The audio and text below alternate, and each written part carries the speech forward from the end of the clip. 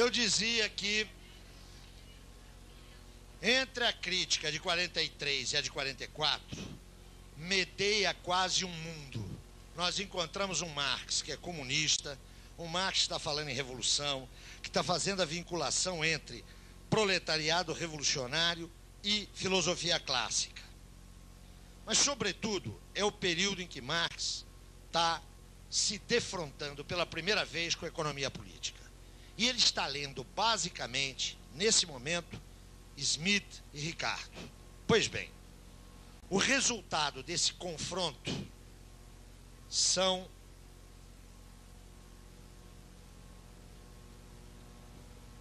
os manuscritos de 1844. Na segunda crítica a Hegel, Marx, conservando-se sob a influência de Feuerbach, Marx já menciona revolução e proletariado.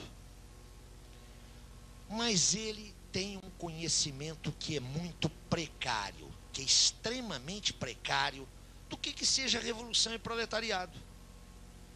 Ele está em contato pela primeira vez com círculos operários, com círculos socialistas, e tem, inclusive, uma visão extremamente idealizada dos grupos operários. Ele está em contato com vanguardas. E ele pensa a classe operária a partir dessas vanguardas, da sua generosidade, do seu heroísmo. Há um elemento ainda idílico na apreciação de Marx. É com esta cabeça, com esta experiência, e já munido da ideia de revolução e de classe social, que Marx mergulha na leitura dos economistas políticos.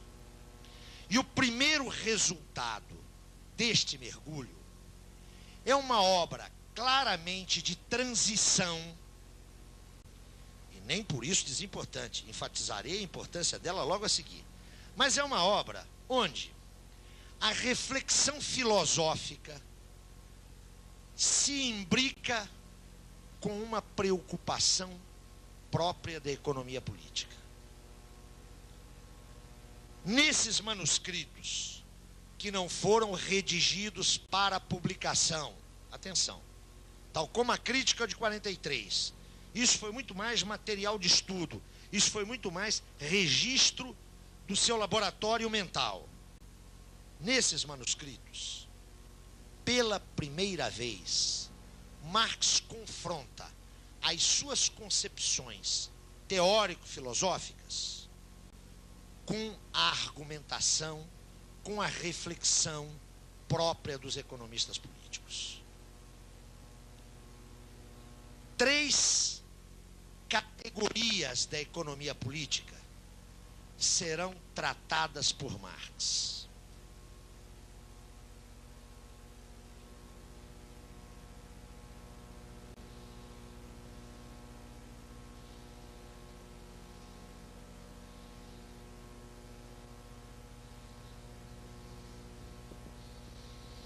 A propriedade, e naturalmente, propriedade e capital.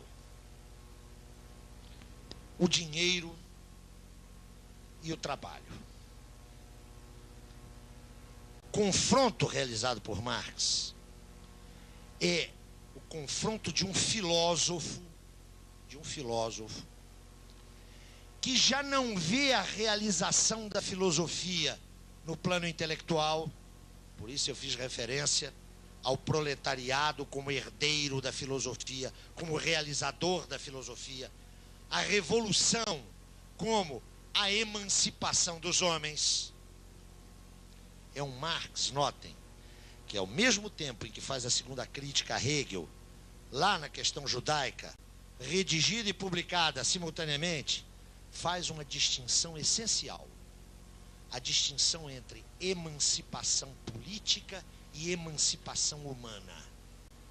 Para Marx, a emancipação política é um resultado do processo da Revolução Burguesa. Para ele, a Revolução Francesa expressou, na derrocada do mundo feudal, a constituição da emancipação política dos homens. A Carta de Direitos e o que dela se segue é, para Marx, a alforria política da humanidade. O direito de ir e vir, a supressão dos laços de dependência pessoal. Isto significa para Marx a emancipação política, que para ele é essencial, é importantíssima. Marx vê a Revolução Burguesa como um enorme passo no processo de emancipação da humanidade, mas um passo insuficiente. A emancipação política para Marx é o passo prévio e necessário para o que ele chama de emancipação humana. E a emancipação humana, para ele, está vinculada à revolução. Uma revolução radical, protagonizada por uma classe que tenha necessidades radicais. Ponto, ele para por aí. Ele não tem fôlego para ir mais adiante. Mas é esse Marx que vai ler a economia política e vai discutir três das suas categorias: a categoria capital e propriedade, a categoria dinheiro e a categoria trabalho. Eu dizia que esse é um texto claramente de transição. É a primeira leitura que Marx faz da economia política. Especialistas em Ricardo, e o próprio Marx avançou muito com relação a isso, basta ler o que Marx diz posteriormente desses autores, mas os especialistas reconhecem que Marx entendeu pouco dos economistas políticos nesse momento. Entendeu pouco. Aqui há uma crítica aos economistas políticos que tem um forte tônus ético. Por exemplo, Marx dirá que o dinheiro é a prostituta universal, é o prostituidor universal do gênero humano. As páginas que Marx dedica ao dinheiro são páginas antológicas, são belíssimas, mas são uma monumental condenação moral do dinheiro. Quem leu os manuscritos há de se recordar disso, né? Mas olha, é a prostituta universal, é o prostituidor universal. Com ele eu compro tudo. Com ele eu compro tudo. É um princípio de equalização miserável. Marx vai mostrar que o dinheiro é uma clara expressão da alienação. Aqui voltaremos em seguida. A propriedade privada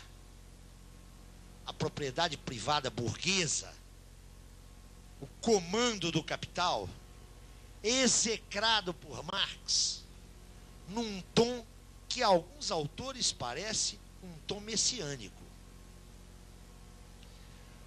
O que é importante nesse texto, porém, é que, enfrentando a concepção que a economia política tem de trabalho,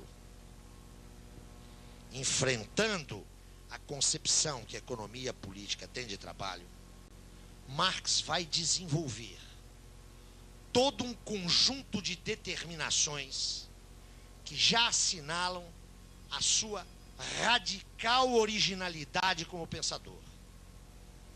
Determinações que nós vamos encontrar sob outra luz, matizadas, exploradas, intensivamente rearticuladas, lá no Marx de 1857, 58, e lá no Marx do Capital. É aqui, ó, na discussão do trabalho, que vai aparecer a originalidade marxiana. O que Marx dirá?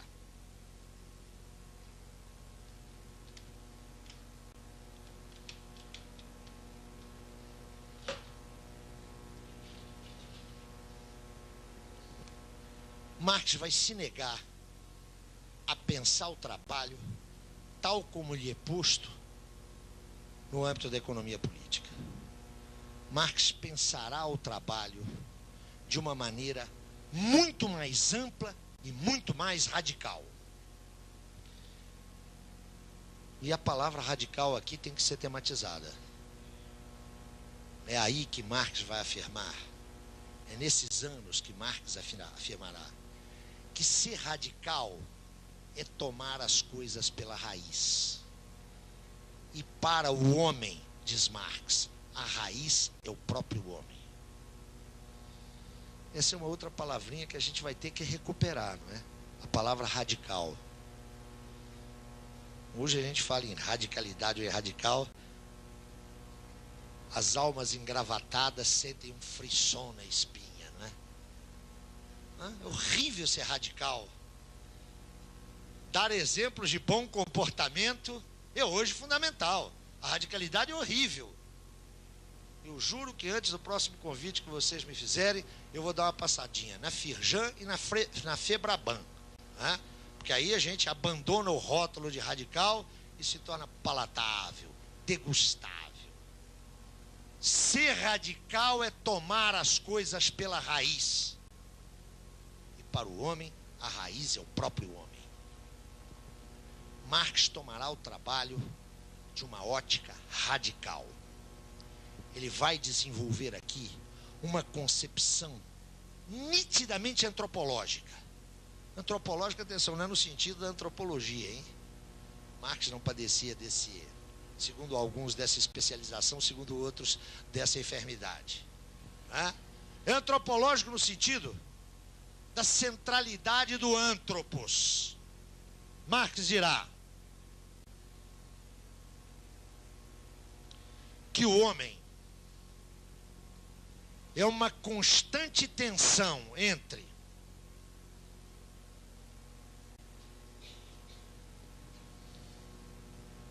a sua genericidade humana, entre o seu ser genérico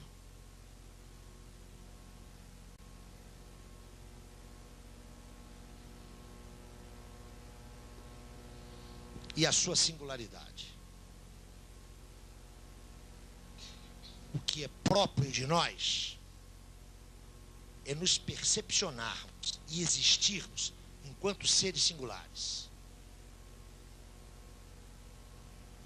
Esta singularidade imediata que nos constitui e que é insuprimível. Eu, na minha limitação física, mas não só física, eu não posso ser outro. Eu não sou o outro. Essa singularidade empírica e imediata, que é insuprimível, ela só se transcende e se resolve na genericidade humana. Eu sou eu, mas não sou apenas eu. E não como queria, e não apenas como queria o Namuno, eu e a minha circunstância. Um pouco mais do que isso. Não sei se recordam de Namuno. Eu e minha circunstância. É pouco.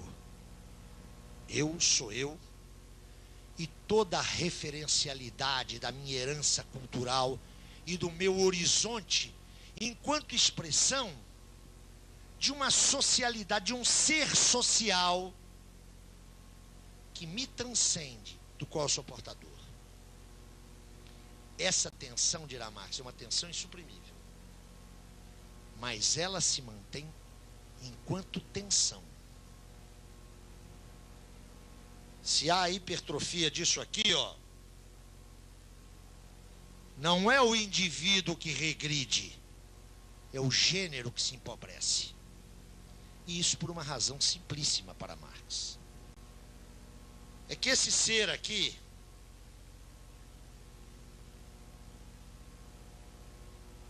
só se expressa singular e genericamente na medida em que é um ser objetivo. E agora, por favor, o que significa para o Marx, em 1844, ser um ser objetivo? Ele dirá, o homem é um ser objetivo. Ser objetivo é aquele que só se mantém enquanto tal na medida em que se objetiva.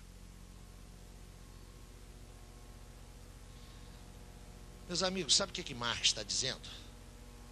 Ele está dizendo o seguinte: olha, vocês parem de anotar, está tudo lá no texto. Eu queria estar dizendo novidades para vocês, mas lamentavelmente não estou não. O que o Marx está dizendo é o seguinte: eu estou aqui conversando com vocês, né? Me movendo, trocando com vocês. De repente, eu tenho aqui um AVC no meio dessa exposição. Vai ficar até gravado. Um AVC das maiores consequências. Entro num coma profundo.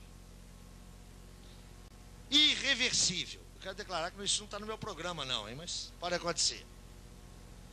Eu espero ser tratado pelas pessoas que me querem como um indivíduo humano, né? Eu espero que me prestem os cuidados médicos imediatos e que, na medida em que essa coisa não tiver volta, enquanto não aparecer uma alma piedosa para desligar lá o botãozinho, que me ponham numa cama limpa, não é? Que me alimentem adequadamente, que me tratem como uma pessoa. Eu espero, e seguramente isso vai acontecer. Pelo menos é o que eu desejo, né? Mas notem, eu continuarei a ser o homem Zé Paulo? Óbvio que não. Eu estarei vivo organicamente, né, com sequelas profundas, mas a minha socialidade se perdeu. Esqueçam esse exemplo. Imaginem um caso de autismo extremo. Eu digo autismo extremo, sobretudo tem que tomar cuidado, tem médico aqui nessa sala. Porque me parece que hoje há técnicas e há terapias que permitem a regressão dos níveis de autismo. Mas vamos imaginar caso extremo, absoluto, limite de autismo, que impede qualquer relação consciente com o mundo fora do sujeito. É claro que se eu tenho um filho autista, eu vou cobri-lo de cuidados, eu vou querê-lo, eu vou amá-lo, mas rigorosamente eu não tenho aí um homem. Um homem, atenção, um homem e uma mulher, né? Antes que as feministas de plantão, não é? Antes que as feministas de plantão comecem a se coçar aí. Esse homem aqui é homem e mulher, pelo amor de Deus. Hein? Notem, o que Marx quer dizer com isso é que a condição da existência humana é a condição da objetivação dos sujeitos singulares. Essa objetivação se dá onde? Através de formas evanescentes, pouco perenes. O meu gesto, o meu riso, o meu movimento, a minha fala cotidiana. Mas se dá através de formas privilegiadas, mais duradouras. Pensem no trabalho, na obra que eu crio, no produto que eu realizo. Pensem na ciência, pensem na arte, pensem na literatura. Marx dirá: há N formas de objetivação. E este ser que é o homem só existe como homem na escala em que se objetiva. Esse conjunto de objetivações, que é o acervo da humanidade, que não tem dono, é esse conjunto de objetivações que pode ser apropriado pelos indivíduos, que pode ser, atenção, subjetivado pelos indivíduos, tornado seu interior. Dirá Marx: o homem rico não é aquele que tem, é aquele que é. O domínio da humanidade é o domínio do ser, não é o domínio do ter. Olhem a crítica àquela outra categoria que estava cá em cima, ó, propriedade. O homem rico é aquele que conseguiu subjetivar uma riqueza de objetivações. Por favor, meus amigos, eu quero enfatizar isso, porque esta obra exerce um enorme fascínio para os críticos da sociedade burguesa que tem uma matriz religiosa. Meus amigos, e eu tenho vários, clérigos, padres, pastores, especialmente os mais progressistas, insistem numa leitura crítica da sociedade burguesa que é muito próxima a isso aqui. O importante do homem é o ser, não é o ter. Essa leitura é privilegiada por esses meus companheiros. Mas eu só queria lembrar para vocês que nós estamos aqui nas antípodas de uma antropologia cristã, hein? Uma antropologia cristã sugere que eu posso dar muito porque eu sou rico interiormente. Para Marx não é assim, não. Eu posso ser rico interiormente se eu puder interiorizar, se eu puder subjetivar a riqueza de objetivações da humanidade, daquela que me precede, das gerações anteriores. Ninguém nasce cheio. Hã? E por que é preciso insistir nisso? Como é que a gente se apropria da obra de arte? Hã? Quem aqui já viu Beethoven interpretado pela Sinfônica de Viena? Alguém aqui já esteve lá? Mas vocês são livres para viajar, podem ir lá, está à venda, tudo. Por que vocês não vão? Hã? Ver um padedê. Sabe o que é isso, né? Aquele movimento do balé que é lindíssimo. Vai lá no Teatro Municipal. Mas não fica lá na plateia, não. Vai lá no camarim. Como é que é isso? Isso passa pela posição de classe, que em larga medida determina o teu rendimento familiar. Como é que você vai ler as grandes obras? Eu estava dizendo para uma amiga, eu agora estou me dando ao luxo de sábado e domingo o prazer da releitura. Então vou reler Guerra e Paz. Como é que você vai reler Guerra e Paz? 1.600 personagens.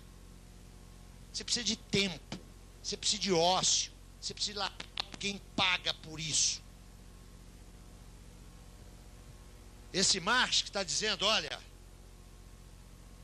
só o acesso às objetivações é que permite a subjetivação, é um Marx que está pensando no indivíduo socialmente constituído e, portanto, socialmente rico. Ninguém nasce mais rico ou mais pobre. A sociedade nos torna mais ricos ou mais pobres. Para Marx, é esse sistema de objetivações que faz desenvolver, mais exatamente, que faz emergir e desenvolver o ser social. Quais são as objetivações fundamentais para Marx? Ou mais exatamente, qual é para Marx a objetivação elementar? Aquela a partir da qual todas se desenvolvem. E ao desenvolver-se, se autonomizam. A arte é hoje uma objetivação autônoma dos homens. A ciência é outra objetivação autônoma dos homens. Marx dirá, há uma objetivação que é a objetivação elementar, aquela que constituiu o ser social, aquela sem o qual este ser genérico, singular, objetivo, é impensável. Essa objetivação para Marx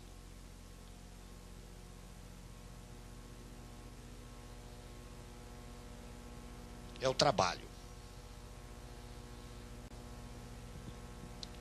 Marx pensa que os homens, que a humanidade, no seu evolver, vem se desenvolvendo na medida em que desenvolve os seus sistemas de objetivação.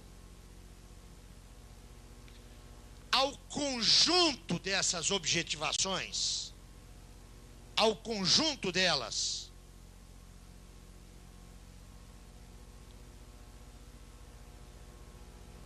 estaria reservado o conceito de praxis. Para Marx, o homem é, antes de tudo, um ser prático e social. Um ser prático e social. Este caráter da antropologia, esse caráter do antropos, é exemplificado paradigmaticamente pelo trabalho. Para Marx, o trabalho não é uma obrigação, o trabalho não é uma penitência, o trabalho não é algo fortuito.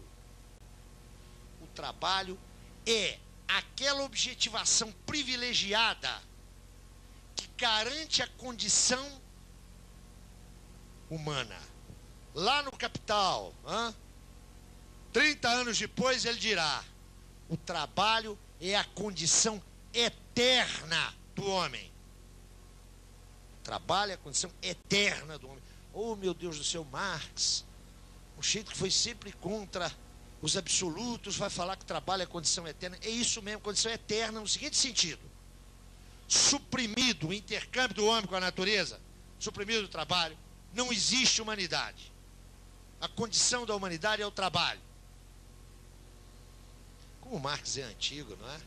Ele não dá conta da sociedade que está acabando com o trabalho. Não está acabando o trabalho?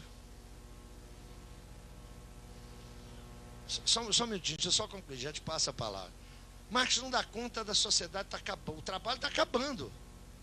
Segundo Dominique Méda, o trabalho é um valor em extinção. Essa mesma conversa vocês caiam se quiserem.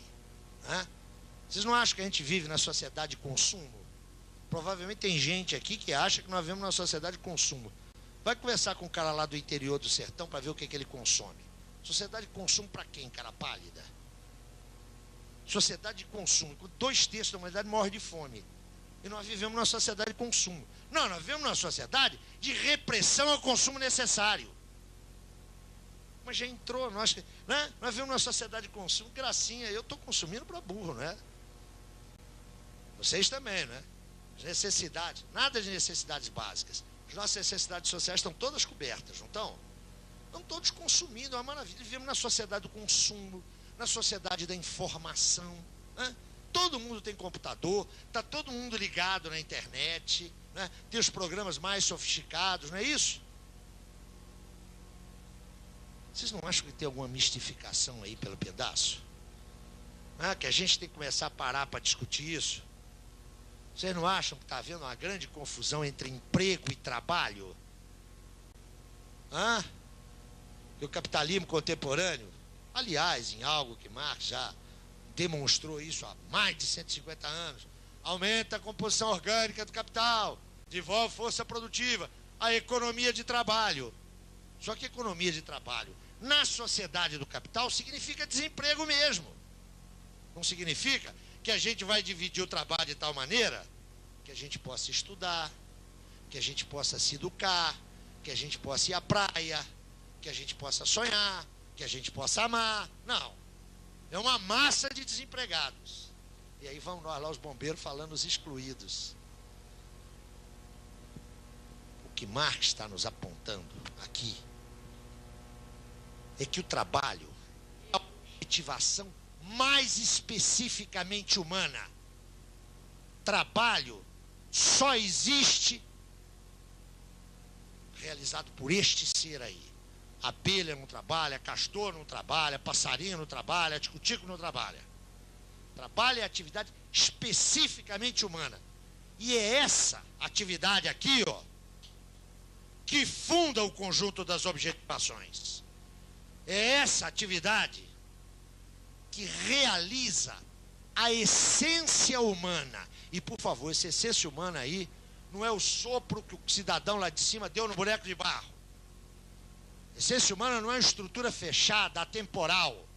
Essência humana aqui é um conjunto de atributos, de qualidades, é um conjunto de possibilidades que este ser vem desenvolvendo ao longo da sua larguíssima trajetória em cima dessa pequena casquinha que é a Terra.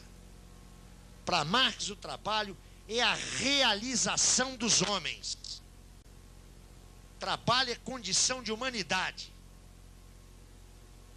Mas antes de prosseguir, por favor.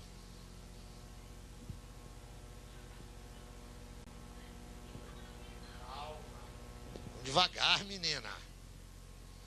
Então, para Marx, quando ele está discutindo lá a economia política, ele faz essa afirmação aqui. O homem é um ser prático e social. O homem é um ser que se constitui pelo trabalho e se realiza no trabalho.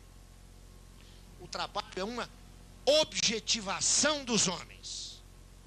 Mas caramba, o que eu estou vendo? Se indaga o Marx em 1844. O que eu estou lendo e vendo? Eu estou lendo que o trabalhador só se realiza quando foge da fábrica. Por que os trabalhadores estão lutando pela limitação da jornada de trabalho? Por que entrar na fábrica é entrar no inferno? Por que esse trabalho que os homens estão realizando, por que o trabalho nesta sociedade, por que o trabalho nesta sociedade civil, aqui, agora, me faz viver uma relação de oposição em 3 níveis. Primeiro, em relação àquilo que eu faço, o produto do meu trabalho. O produto do meu trabalho não me pertence. Pelo contrário, eu contemplo o produto do meu trabalho como algo com o qual não tem nenhuma vinculação. Eu não me reconheço no produto do meu trabalho. O produto do meu trabalho se me impõe como um objeto que me é alheio. Mas não é só aí. Eu não trabalho sozinho. Eu trabalho direta e indiretamente com muitos outros. E eu não reconheço nesses outros os meus iguais. A forma, as condições, o quadro social onde eu realizo o meu trabalho não me vincula a outros homens. Pelo contrário, me antagoniza a esses outros homens. A minha relação com os outros homens e com as outras mulheres, pelo amor de Deus, a minha relação com esses outros torna a máxima moral kantiana uma inviabilidade. Tratar o homem como fim, não como meio. Pelo contrário, todos são meios para mim. Eu instrumentalizo a todos e a todos. A todos e a tudo. Mas mais ainda, esse meu trabalho não me antagoniza com o que eu faço, não me antagoniza apenas com os outros que trabalham. Me antagoniza comigo mesmo. Não é? Eu sou um no meu local de trabalho. Eu sou um durante o meu trabalho. Mas eu sou outro na rua. Eu sou outro em casa. Não é assim? Eu agora vou dar uma mordidinha nas minhas amigas feministas, né? Porque eu ia dar o exemplo masculino. Vocês não têm aquela professora democrática, aberta, simpática, que chega em casa e dá um bufetão na cara do filho? Podem ter certeza que tem. Eu nunca me esqueço, não vou citar nome aqui, mas isso foi manchete de jornal em 1980. Um dos maiores filósofos brasileiros, dos mais credibilizados, deu uma surra na mulher, que ela foi no dia seguinte num grande centro acadêmico e cultural. Ela foi na delegacia de polícia e ela estava com perfuração de tímpano. É claro que esse sujeito não é um criminoso, não é um débil, não é nada disso. É um caso limite que ganhou notoriedade porque é uma figura ilustre e respeitável. Mas isso acontece toda hora, né?